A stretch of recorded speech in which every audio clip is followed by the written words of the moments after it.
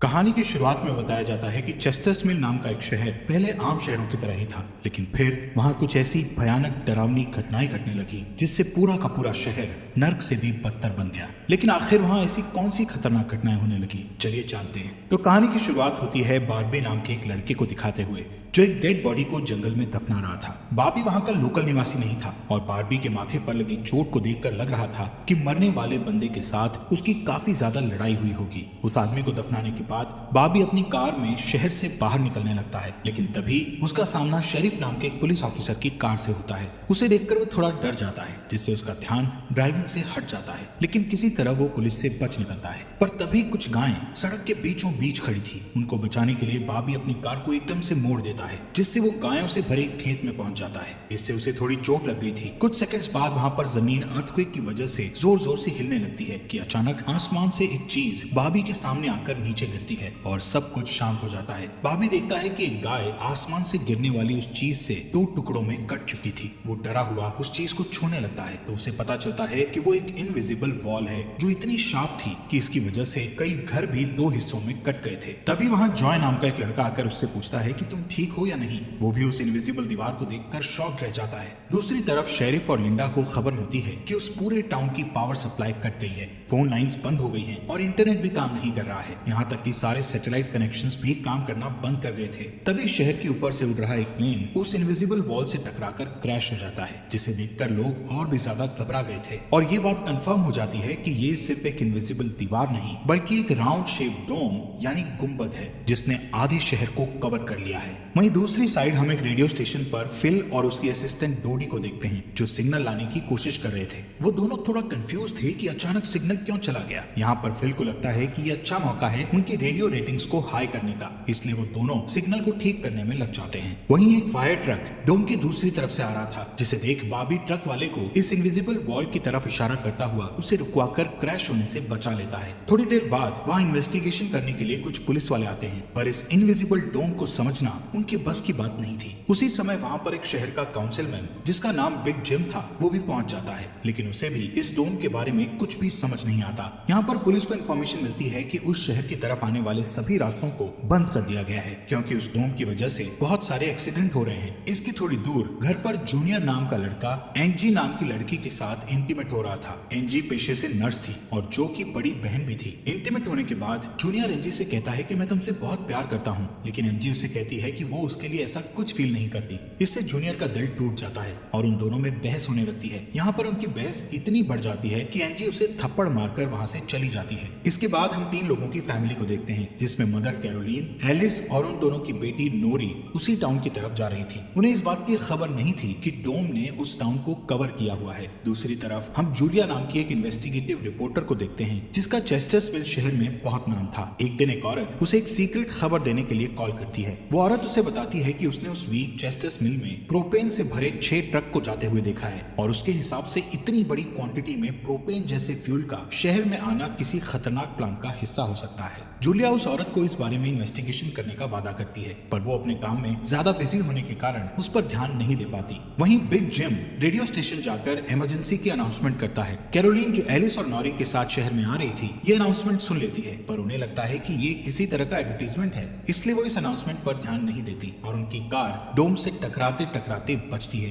क्योंकि उससे पहले दूसरी तरफ से आ रहा एक ट्रक डोम से टकराकर क्रैश हो जाता है, जिसे देखकर वो तुरंत अपनी कार की ब्रेक लगा देती है। इतने बड़े इंसिडेंट को देखकर नॉरी के दौरे पड़ने लगते हैं, जिससे वो बेहोश हो जाती है, लेकिन बेहोश होने से पहले वो किसी पिंक स्टार के बारे में कहती है। अब यहाँ से नॉरी को जल्दी से हॉस्पिटल में ले जाया जाता है, जो कि टाउन में होने वाली घटनाओं से घायल हुए लोगों से भरा पड़ा था। वहीं जूलिया और बार्बी घायल हुए लोगों को हॉस्पिटल ला रहे थे। इसी हॉस्पिटल में जूलिया का हस्बैंड भी डॉक्टर था। वो उससे मिलने जाती है, लेकिन उस वक्त उसका हस्बैंड हॉस्पिटल में नहीं था। हॉस्पिटल में जूलिया को पता चलता है कि उसका हस्बैंड संडे को कभी काम नहीं करता था, पर वो जूलिया को हमेशा झूठ बोलता आ रहा था। हॉस्पिटल के बाहर हम बार्बी और एंजी को मिलते हुए देखते हैं। दोनों को साथ देखकर जूनियर के अंदर एक अलग सी जलन पैदा होती है। वहीं अब टाउन के बॉर्डर्स को सैनिकों द्वारा सील कर दिया जाता है। बहुत सारे साइंटिस्ट और एक्सपर्ट्स को भी इस अजीबोगरीब मुसीबत का असल कारण नहीं पता चलता, पर कुछ घंटों बाद बिग जिम प्रोपेन के बारे में बात करने के लिए शेरिफ से मिलता है। यहाँ पर उनकी बातों से हमें पता चलता है कि उनको इस डोम के बारे में पहले से थोड़ा बहुत पता था,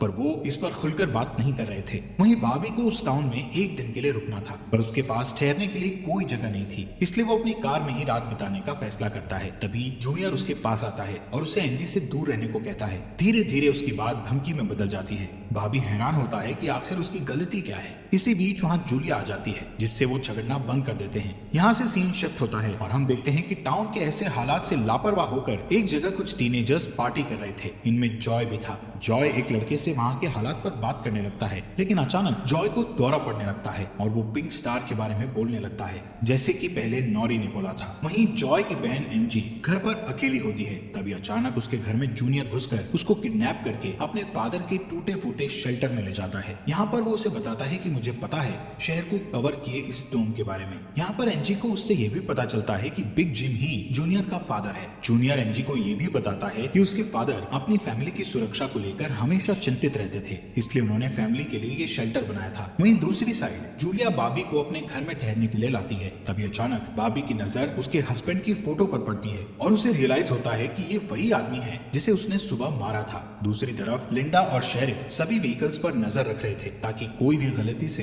इस डोम से न टकरा जाए। तभी अचानक शेरिफ को अटैक आ जाता है और वो वहीं पर मर जाता है। अब यहाँ से हमें सुबह की घटना फ्लैशबैक में दिखाई जाती है, जहाँ बॉबी टाउन में जूलिया के हस्बैंड जो डॉक्टर थे उनसे मिलने आया था। वो उनसे कुछ पेमेंट की बात करता है, पर डॉक्टर उसे पेमेंट देने से इनकार कर देता है, जिस वजह से उन दोनों में झगड़ा हो जाता है और एक्सीडेंटली बॉबी उसे गोली मार देता है। बॉबी जानता था कि भले ही उसने उसे गलती से मारा है, पर उसे इसकी सजा मिलेगी और इससे बचने के लिए उसने उसकी बॉडी को जंगल में दफना दिया। वहीं प्रेजेंट में सुबह उठकर बार्बी देखता है कि उसके गले की चेन गायब है, तो वो जूलिया से इसके बारे में पूछता है। जूलिया उससे कहती है कि वो उसकी चेन को ढूंढकर उसे दे देगी, पर तभी बॉबी को याद आता है कि वो चेन उस केबिन में ही गिर गया था जहां उसने उसके पति को मारा था। उधर जॉय अपने फ्रेंड बेन के साथ था, जिसने पिछली रात सीजर के वक्त उसकी मदद की थी। बेन जॉय से पिंक स्टार के बारे में पूछता है, जो उसने रात को दौरा पड़ते वक्त कहा था, लेकिन जॉय को उसके बारे में कुछ भी याद नहीं आ रहा था। वहीं रेडियो स्टेशन में डोडी एक स्पेशल डिवाइस की मदद से डोम के बाहर वाले लोगों से कांटेक्ट करने में सक्सेसफुल हो जाती है।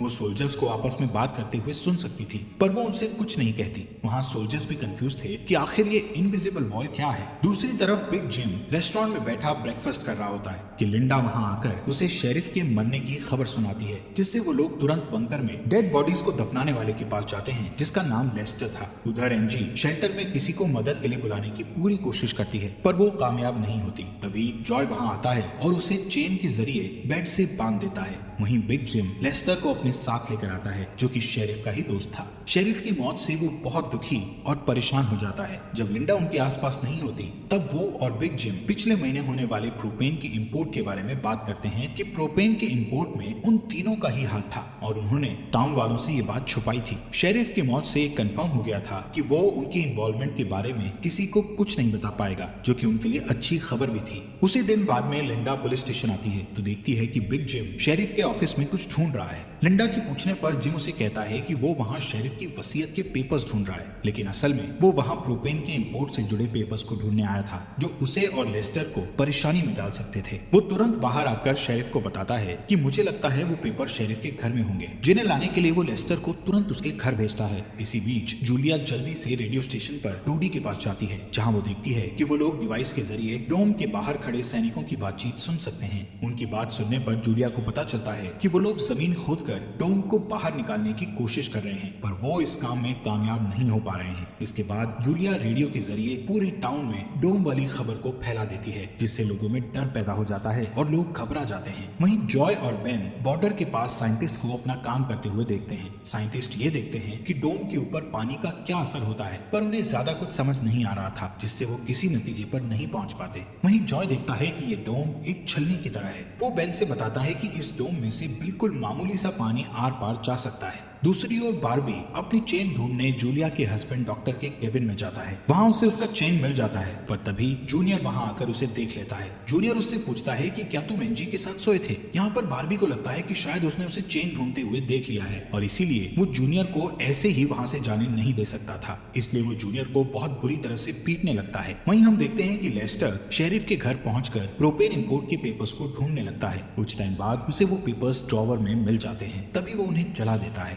जब वो वहाँ से जाने लगता है तो उसका पैर लगने से पेपर्स की आग घर के पर्दों पर लग जाती है, जिससे आग की लपटें पूरे घर में फैल जाती हैं और पूरा घर जलने लगता है, जिसे देखकर जल्दी ही बहुत सारे लोग जमा हो जाते हैं और आग बुझाने की कोशिश करते हैं, पर फायर ट्रक के बिना आग बुझाना नामुमकिन था। अगर वो लोग घर को जलने देते तो डोम के अंदर का टेम्परेचर बहुत बढ़ जाता, जिससे लोगों की जानें भी जा सकती थी, इसलिए सब मिलकर आग बुझाने में लग जाते हैं। बाबी लोगों को आग बुझाने में लीड करता है। तभी लिंडा को घर के अंदर से लेस्टर की चीखने की आवाजें सुनाई देती है। वो अंदर जाकर उसे घसीट कर बाहर निकाल लाती है और इलाज के लिए डॉक्टर के पास भेज देती है। यहाँ पर लोगों को आग बुझाने में 1 घंटे के बाद भी कामयाबी नहीं मिलती, उल्टा आग और भड़क जाती है। आखिर में जिम लोडर लेकर आता है और घर को गिरा देता है, तब कहीं जाकर आग शांत होती है। इसके बाद सारे थके हुए लोग इकट्ठा होते हैं। उनमें से पॉल नाम का एक पुलिस वाला फ्रस्ट्रेट होकर कहता है कि हम सभी लोग इस डोम से कभी भी बाहर नहीं निकल पाएंगे, क्योंकि ये डोम आग से जो धुआं निकला है उसे बाहर नहीं निकलने दे रहा। वो कहता है कि हम सभी इस डोम के अंदर ही मरने वाले हैं। इतना कहता हुआ वो हवा में गोली चला देता है, जो कि डोम से टकराकर एक दूसरे पुलिस वाले को लग जाती है और वो तुरंत मर जाता है। यहाँ पर पॉल को अरेस्ट कर लिया जाता है। अंधेरा होने पर जॉय और उसके दोस्त स्केटिंग के लिए जाते हैं। तभी वहाँ पर नोरी जॉय के पास आकर उसे कहती है कि उसे अपना फोन चार्ज करना है। जॉय उसे अपने घर ले जाता है, क्योंकि उसके घर में जनरेटर था, जो कि उस टाउन के गिने चुने घरों में ही था। उधर लिंडा पॉल को जेल लेकर आती है। वहाँ कुछ लोग पुलिस स्टेशन के बाहर प्रोटेस्ट कर रहे थे। असल में वो लोग पुलिस के घटिया सिस्टम का विरोध कर रहे थे। जिम उन सबको ये कहकर शांत करता है कि जरूरत पड़ने पर उन सबकी मदद की जाएगी। लॉकअप में बंद होने के बाद पॉल को हार्ट अटैक आ जाता है, जिससे लिंडा उसकी मदद के लिए दौड़कर अंदर जाती है, लेकिन तभी उसे पता चलता है कि पॉल सिर्फ अटैक आने की एक्टिंग कर रहा था। इसी मौके का फायदा उठाकर पॉल उसे धकेलकर उसे लॉकअप में बंद करके वहाँ से भाग जाता है। इधर बंकर में जूनियर फिर से एनजी के पास जाता है। एनजी समझ चुकी थी कि अगर उसे यहाँ से निकलना है तो उसे जूनियर को झूठे जाल में फंसाना पड़ेगा, इसीलिए वो उससे अपने बचपन की यादें साझा करती है, जब वो दोनों एक बंद टनल में जाया करते थे, और कहती है कि हो सकता है डोम का टनल पर कोई असर नहीं हुआ हो तो वो लोग बाहर जा सकते हैं। यहाँ पर एनजी सोचती है कि अब वो उसके प्यार के जाल में फंस गया है तो शायद वो उसे छोड़ दे, लेकिन ऐसा कुछ नहीं होता। जूनियर अकेले ही उस टनल में जाने का प्लान बनाता है। वहीं जिम जब पुलिस स्टेशन में आता है तो पॉल की जगह लिंडा को लॉकअप में बंद देखता है। वो तुरंत उसे लॉकअप से बाहर निकालता है। उन्हें पता चलता है कि पॉल अपने साथ एक राइफल और कुछ गोलियां लेकर गया है। लिंडा तुरंत उसकी तलाश में जंगल की ओर निकल जाती है, क्योंकि उसे पता था कि पॉल अक्सर शिकार करने जंगल की तरफ जाया करता था। वहीं जिम पॉल को पकड़ने के लिए एक टीम तैयार करता है। उधर रेस्टोरेंट में बैठी कैरोलीन को नॉरी की फिक्र हो रही थी, क्योंकि वो पिछली रात अपनी दोनों मदर्स को बिना बताए जॉय के घर रुक गई थी। वहीं जिम लोगों से पॉल को तलाश करने के लिए उसकी टीम ज्वाइन करने को कहता है। वो बाबी से भी उनके साथ चलने को कहता है, क्योंकि वो आग बुझाने में अच्छा लीडर साबित हुआ था। इसके बाद वो लोग जंगल में जाने लगते हैं। रास्ते में बार्बी अपनी खूबियां दिखाता हुआ उनसे कहता है कि वो मिलिट्री में भी रह चुका है। वहीं दूसरी ओर जूलिया जूनियर को टनल की तरफ जाते हुए देखती है। वो उसे रोककर पूछती है कि वो बैग पैक करके कहाँ जा रहा है, लेकिन जूनियर बहुत जल्दी में था और वो नर्वस भी था। वो कहता है कि मैं बस यहीं पास में अपने दोस्त से मिलने जा रहा हूँ। इससे जूलिया का शक उस पर और भी बढ़ जाता है और वो उसका पीछा करती हुई टनल तक पहुंच जाती है। उधर जॉय के घर पर जॉय और नॉरी साथ में नाश्ता कर रहे थे। जॉय पहले कभी किसी लड़की के साथ अकेला नहीं रहा था, इसलिए थोड़ा नर्वस फील कर रहा था, जबकि नॉरी कॉन्फिडेंट थी और बातचीत में भी हाजिर जवाब थी। तभी बेन और 2 लड़कियों को अपने साथ लेकर उसके घर आ जाता है, जिन्हें फोन चार्ज करना था। उन्हें इम्प्रेस करने के लिए बेन को जनरेटर यूज करना था, जिसके लिए जॉय बेन को थोड़ी बेदिली से इजाजत दे देता है, क्योंकि उस टाउन में जनरेटर एक बहुत काम की चीज थी और इस तरह उसका मिसयूज करना उसे सही नहीं लग रहा था।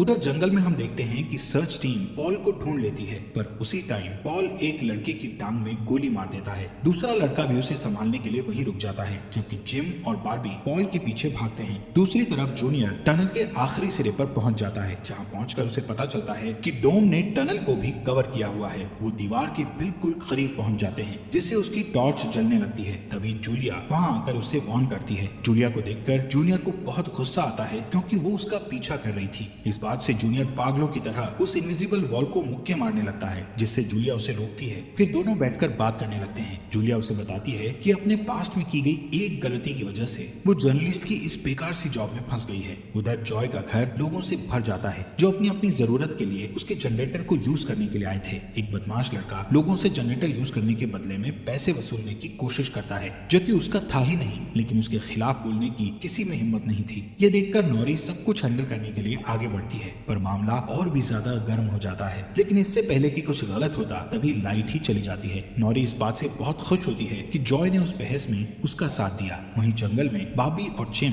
पॉल तक पहुंच जाते हैं, पर पॉल ने अपनी राइफल निकाल रखी थी, जिससे वो जिम को मारने ही वाला था कि तभी पीछे से लिंडा आकर उसे शूट कर देती है। दूसरी साइड कैरोलीन जॉय के घर जाकर अपनी बेटी नोरी से मिलती है। वो नोरी से कहती है कि उसे थोड़ा जिम्मेदार बनना चाहिए। उसकी डांट सुनकर जॉय और नोरी एक दूसरे का हाथ पकड़ लेते हैं, जिससे एक स्ट्रेंज स्पार्क पैदा होता है और उसी वक्त दोनों को दौरे पड़ने लगते हैं। वो दोनों एक साथ किसी पिंक स्टार के बारे में बात कर रहे थे। उधर जूनियर शेल्टर में एनजी के पास जाता है, लेकिन इस बार उसके हाथ में फर्स्ट एड किट थी। एनजी उसके जख्मों पर मरहम पट्टी करती है और चुपके से सीजर अपने पास रख लेती है। वहीं हम देखते हैं कि जूलिया और बार्बी दिन भर की थकान के बाद वापस घर लौटते हैं, लेकिन जूलिया जूनियर की बातें सुनने के बाद से ही बार्बी पर शक करने लगी थी और जब बार्बी नहाने जाती